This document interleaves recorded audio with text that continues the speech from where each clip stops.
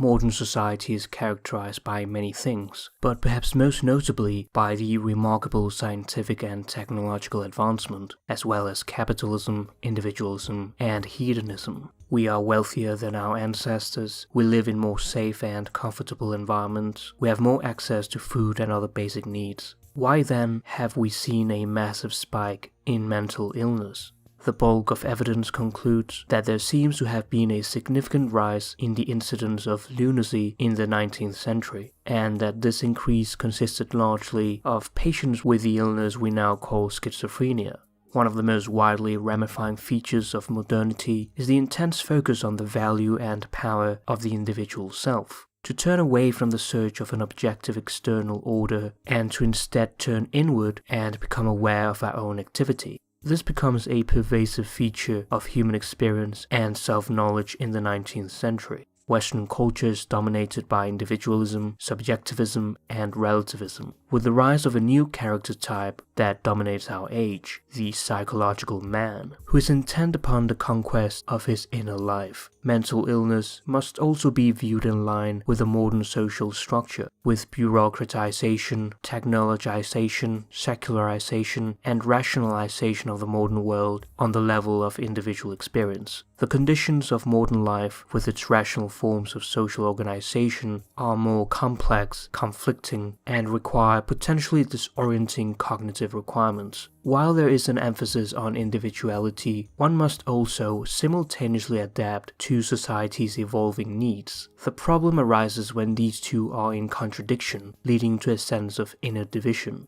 In The Myth of Mental Illness, psychiatrist Thomas Szasz criticizes the psychiatric establishment who uses mental illness as a metaphor to describe an offending or disturbing pattern of behavior under the wide-ranging term schizophrenia as an illness or disease. Szasz wrote, "If you talk to God, you are praying. If God talks to you, you have schizophrenia.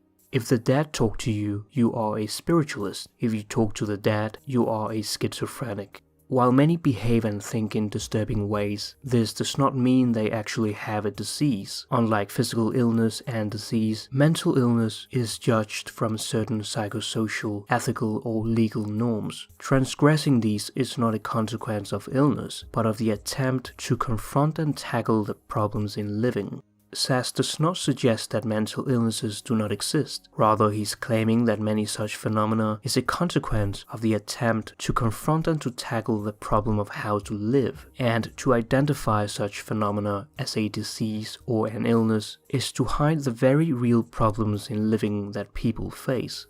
With increasing understanding of himself and of the world, modern man feels that he's free to direct his own life and must take responsibility for it. We are, as Jean-Paul Sartre asserted, condemned to be free, condemned to shoulder the burden of our freedom and responsibility without being able to seek refuge in others. We must be responsible for ourselves, for we have no other way of experiencing ourselves or the world as being in any other mode than our own existence. We cannot have our existence depend on somebody else, for that would contradict the very core of our being. We can ask for other people's opinions, but the choice ultimately lies in us. Many cannot stand this dizzying freedom. Kierkegaard says that one can either get lost in the infinite, a state of analysis paralysis, where one thinks of the infinite possibilities but never acts, or get lost in the finite, becoming an imitation, a number, a cipher in the crowd. The latter is a finitude's despair, or what we would now call depressive psychosis. One cannot imagine any alternate ways of life and release himself from the trivial obligations that give him no value.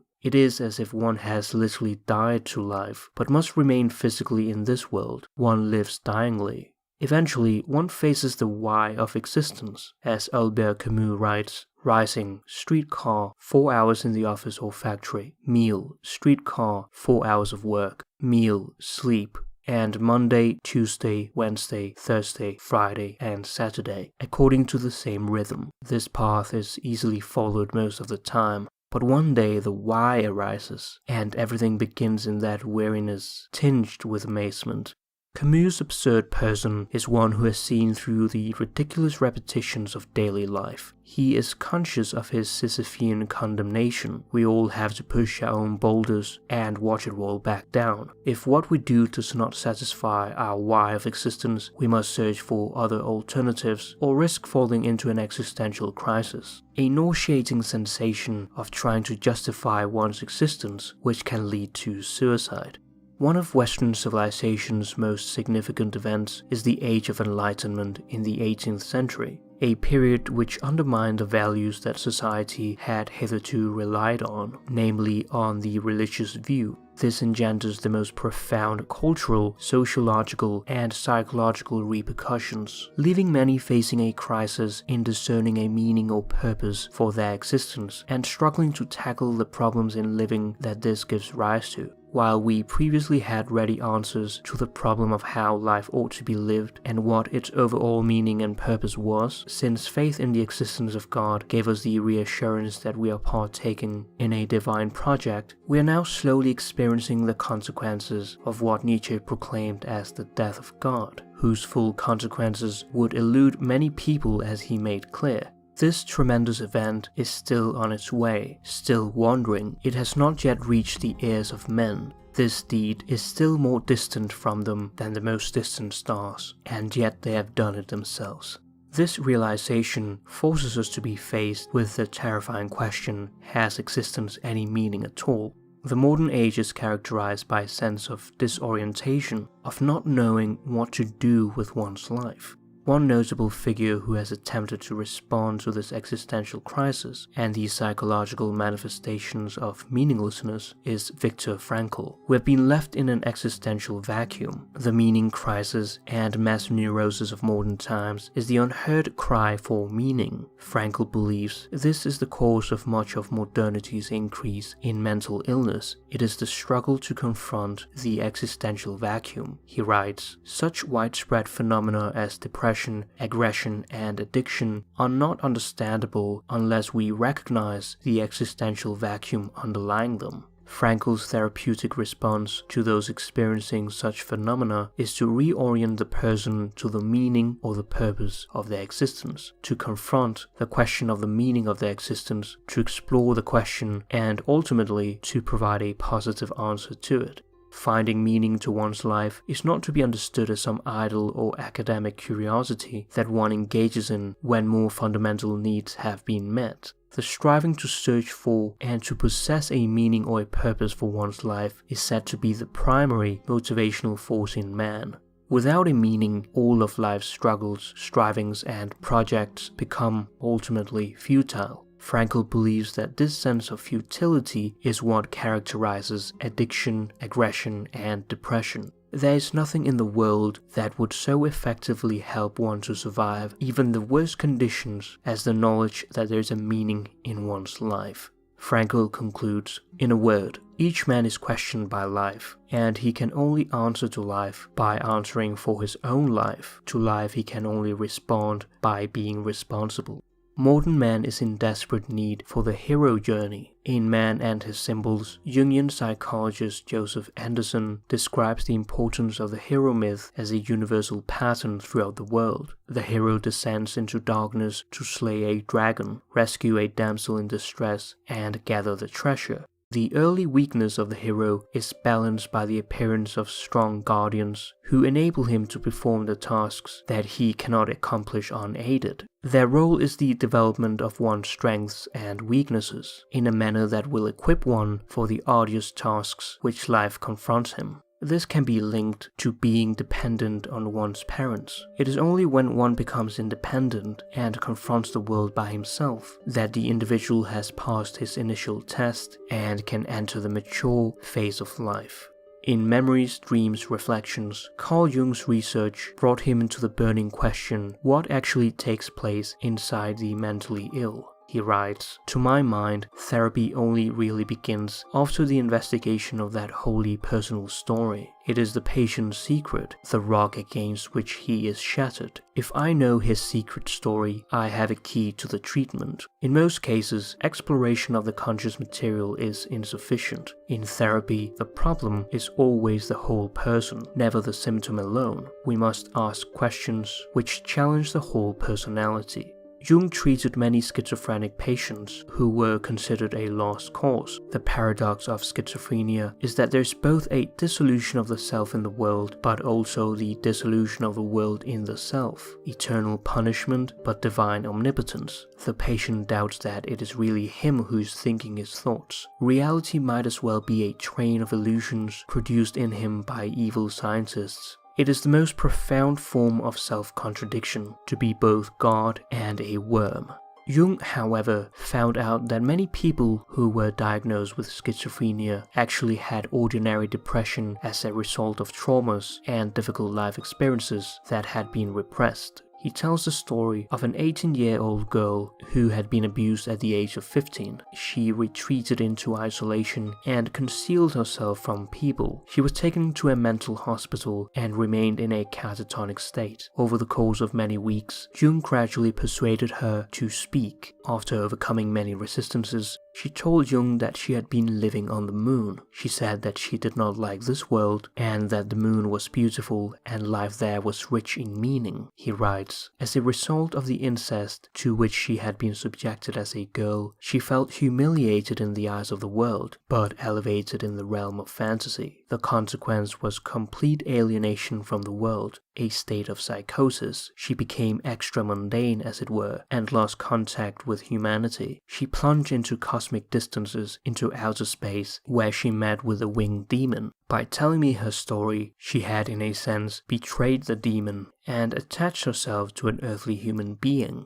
Thereafter, I regarded the sufferings of the mentally ill in a different light, for I had gained insight into the richness and importance of the inner experiences." In his book Tribe, Sebastian Junger argues that throughout history, humans have had a strong instinct to belong to small groups or tribes. These tribes gave people a purpose and understanding of life. However, this tribal connection has been obliterated in modern society. During wars with the Indian tribes, many European settlers were taken as prisoners and held within the tribes. After they had a chance to escape and return to their modern society, many refused to do so. They preferred the primitive society over their modern one. On the contrary, not one tribesman wanted to flee to modern society. We have evolved genetically to live in an interdependent group in order to survive, and this creates equality as everyone plays a necessary role in the tribe. They work 12 hours a week to survive, in contrast to the average 40 hours a week that many westernized societies require. The tribes collaborate for survival. Each day they go to hunt and gather, and in the evening they return to share the food. People often believe that modern life with all its efficient technology has allowed for more leisure time. However, the exact opposite is true. Modern life is characterized by a desperate cycle of work, financial obligation, and more work, sacrificing personal freedom. One might argue, however, that modernity has allowed for a sense of independence, which primitive man could never have achieved, leading to a sense of freedom, but can also lead to a feeling of alienation and depression. We have not yet been genetically adapted to our environment. The enormous changes of agriculture and the Industrial Revolution have hardly begun to affect our gene pool. In other words, even though we live in more complex societies, we are still hardwired to be hunter-gatherers.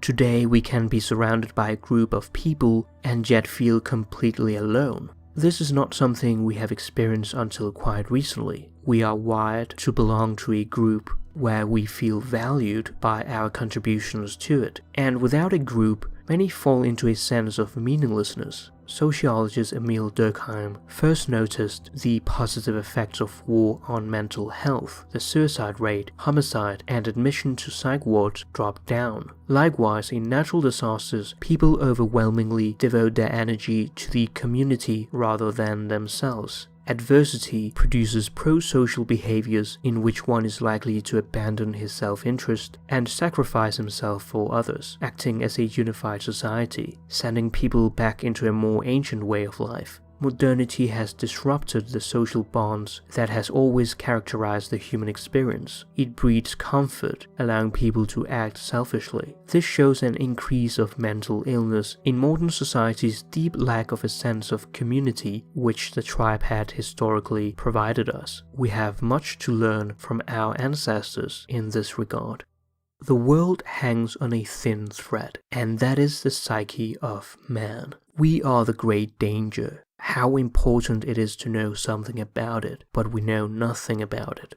Jung warns us that we are pitifully unaware of our unconscious. We have become too rational and have lost contact with our primitive instincts, leading to a dissociation in the psyche of modern civilization. He writes, "Things whose enormity nobody could have imagined in the idyllic harmlessness of the first decade of our country have happened and have turned our world upside down. Ever since, the world has remained in a state of schizophrenia. Modern man does not understand how much his rationalism, which has destroyed his capacity to respond to numerous symbols and ideas, has put him at the mercy of the psychic underworld. He has freed himself from superstition, or so he believes. But in the process, he has lost his spiritual values to a positively dangerous degree. His moral and spiritual tradition has disintegrated, and he's now paying the price for this breakup in worldwide disorientation and dissociation. The surface of our world seems to be cleansed of all superstitious and irrational elements. However, a realistic picture of the human mind reveals many primitive traits which are still playing their role just as if nothing had happened during the last centuries. Man feels himself isolated in the cosmos because he no longer has a deep relation with nature. When a primitive society's spiritual values are exposed to the impact of modern civilization, its people lose the meaning of their lives, their social organization disintegrates, and they themselves morally decay. As Ernest Becker writes, anthropologists have long known that when a tribe of people lose their feeling that their way of life is worthwhile, they may stop reproducing, or in large numbers simply lie down and die beside streams full of fish. Food is not the primary nourishment of man.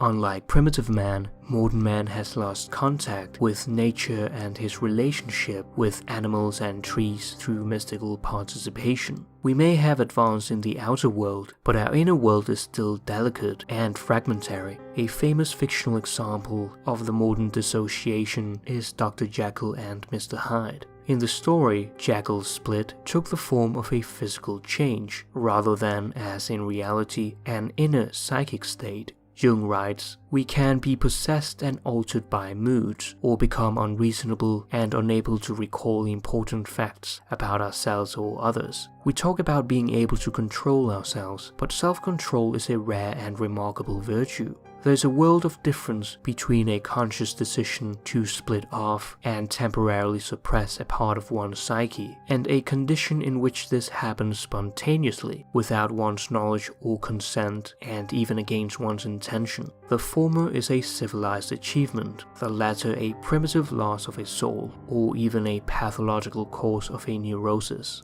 In order to heal the split in the psyche, Jung tells us to explore our unconscious through self-reflection and dream journaling. We must understand that there are things within us that are beyond our control, which are autonomous personalities. Here's where we find the vital insights for our lives, and where the primitive aspects that form part of the original mind are preserved as archetypes. Despite our differences, we all share a collective unconscious which adapts itself to the particularities of the individual's life. We have been so busy with the question of what we think that we entirely forgot to ask what the unconscious psyche thinks about us.